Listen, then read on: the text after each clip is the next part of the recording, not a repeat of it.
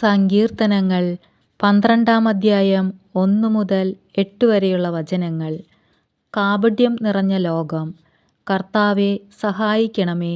ദൈവഭക്തർ ഇല്ലാതായിരിക്കുന്നു. മനുഷ്യമക്കളിൽ വിശ്വസ്തരാരും ഇല്ലാതായി. ഓരോരുത്തനും അയൽക്കാരനോട് അസത്യം പറയുന്നു. അവരുടെ അധരങ്ങളിൽ മുഖസ്തുതിയും ഹൃദയത്തിൽ കാപട്യവുമാണ്. മുഖസ്തുതി പറയുന്ന അധരങ്ങളെയും വീമ്പിളക്കുന്ന നാവിനെയും കർത്താവ് ഛേദിച്ചു കളയട്ടെ. നാവുകൊണ്ട് ഞങ്ങൾ ജയിക്കും. അധരങ്ങൾ ഞങ്ങൾക്ക് തുണയുണ്ട്. ആരുണ്ട് ഞങ്ങളെ നിയന്ത്രിക്കാൻ എന്ന് അവർ പറയുന്നു. എന്നാൽ കർത്താവ് അരുളിച്ചെയ്യുന്നു, ദരിദ്രർ ചൂഷണം ചെയ്യപ്പെടുന്നു, പാവപ്പെട്ടവർ നെടുവീർപ്പിടുന്നു. അതിനാൽ അവർ ആശിക്കുന്ന അഭയം ഞാൻ അവർക്ക് നൽകും. കർത്താവിൻ്റെ വാഗ്ദാനങ്ങൾ നിർമ്മലമാണ്. ഉലയിൽ 7 ആവർത്തി ശുദ്ധി ചെയ്തെടുത്ത വെള്ളിയാണ്. കർത്താവേ, ഞങ്ങളെ കാത്തുകൊള്ളണമേ.